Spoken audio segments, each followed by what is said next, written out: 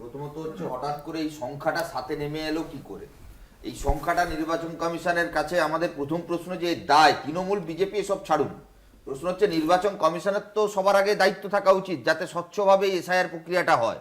বিএলওদের ওপর যে মানসিক একটা চাপ তৈরি হয়েছিল, যে ব্যাপক পরিমাণে ওভারলোডিং ওয়ার্কের প্রেসার ছিল, তার মধ্যে দাঁড়িয়ে বিএলওরা রীতিমতন এই রাজ্যে তাদের নিষ্ঠা অনুযায়ী তাদের যতটা সম্ভব কাজ করা সম্ভব সেই অনুযায়ী তারা কাজ করেছে।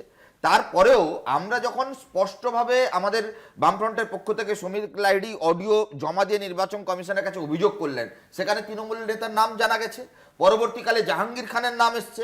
নির্বাচন কমিশনার কেন এখনো অবধি জাহাঙ্গীর খানের বিরুদ্ধে কোনো এফআইআর করেননি? কেন তৃণমূলের ডায়মন্ড হারবারের ওই নেতাদের বিরুদ্ধে কোনো অভিযোগ করেননি?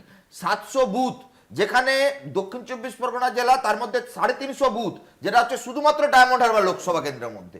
এবং আজকে যা আপ টু ডেট আপনাদের যে গোটা রাজ্যের যা চেহারা, 7টা বুথে এরকম পাওয়া গেছে যেখানে কোনো মারা যায়নি। তার মধ্যে আমি তোমায় সৈকত বলে রাখি যে তুমি খুব ভ্যালিড পয়েন্ট তুলেছো, যে যদি গরমিল হয়ে থাকে তাহলে তো বিএলওদের বিরুদ্ধে ব্যবস্থা নেওয়া উচিত। একদম যেটা সত্য, যেটা বললো যে সত্যরা এই প্রশ্নটা করেছিলেন, সেক্ষেত্রে কোনো সদুত্তর পাওয়া যায় না। বলা হয়েছে যে পরবর্তীকালে যদি হয় ইত্যাদি ইত্যাদি। প্রশ্ন হচ্ছে যে আদৌ কি 2208 এই নাম্বারটার অফিসিয়াল দায়িত্ব কেউ নিচ্ছেন?